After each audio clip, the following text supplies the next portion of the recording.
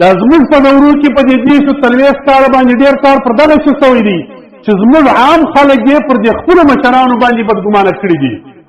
چې پخواني خلک پر دین نه پوهېدل هغه د هغسې کمزوري خلک کله د اولیاو زیارتونه سپکوه بېعزتي یې کوه خلکو ته په ذهن کې دا ورکوه چې دا پیر نه دی و دا ولي نه و دا پلانکی شی و دلته قبر دې سړي کې ستا قبر د هغسې دی پیر پکې چې لا نه دی دلته هېڅ شی نشته دا قصې کوي کله تصوف بدنامه کوه کله د اله العالمین سره تعلق لرونکي خلک بدنامه کوه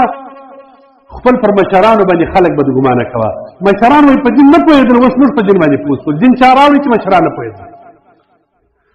ما یو وخت یو ځای مجلس کې تقریر کوي پاکستان کې تقریر کوم یو سړی راته ولاړ شو تقریر په مابین کې مولوي صاحب زه پوښتنه لرم مولوي ما ته وایي دا اسقاط چې موږ په اجره کې ګرځو دا په کتابو کې شته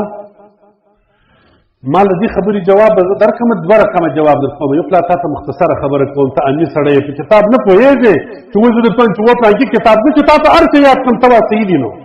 ته په کتاب څه پوهېږې که زه تاسو ته هر نیم یاد کړم که د خدای وهم نه وي تاسو څه پوهېږئ ما زه به لنډه نسخه تا ته در وښیم صاحبه ستاسو په دې وطن کې څه خلک تېر شوي دي که نه دي تېر شوي په پشن کې د یو رسیدانو په کلي کې په دې ټول سعاداتو کې یو بزرګ تېر شوي دي یا ملا یا یو څه سړی یا یو اخندزاده په دې وطن کې تېر شوي دي که نه دي ور تېر شوي دي ما د هغو خلکو اسقاط ګرځوي که نه ګرځوي ور ګرځوي ما بس دغه ستا لپاره کفایت کوي مسلمانان باید چې پر خپلو مشرانو نشي بدګمانه زموږ مشرانو چې څه اعمال کول هغه د دین کارونه و موږ باید چې نیکانو مشرانو ګورئ ما اول پلا درته ویل نیکان خلک که په مشرانو کې بد خلک و هغه نه یادوي نیکان خلک عالمان سیدان بزرګان اولیا چې په معاشره کې په څو خلکو مسما وه هغو چې کم کارونه کول دا څه کارونه وه بس دغه لاره د زموږ لپاره ما ته یې پخوا خلک په دین نه پوهېدل اوس دین را ډېر شو هغه سړی ما چې پخوا خلک په دین نه پوهېدل دا دین اوس موږ ته چا راورسوئ ته ما ته ووایه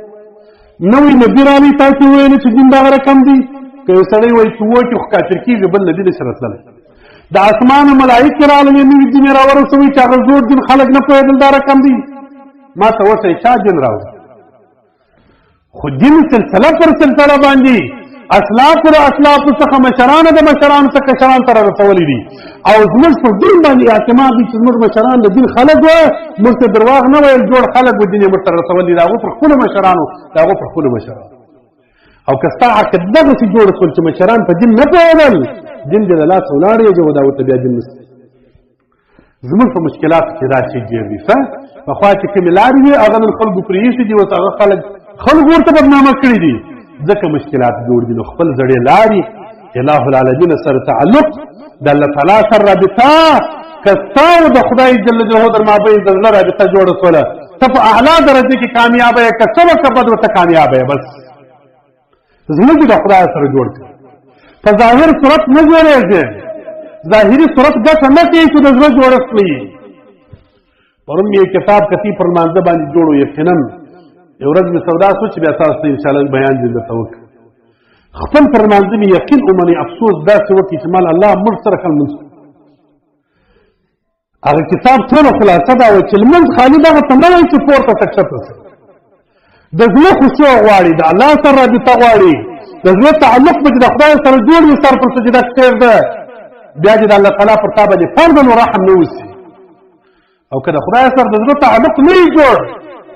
نو بر زبان تسبیح در دل گاو خر این چنین تسبیح کی دارد اثر الله رحم وکي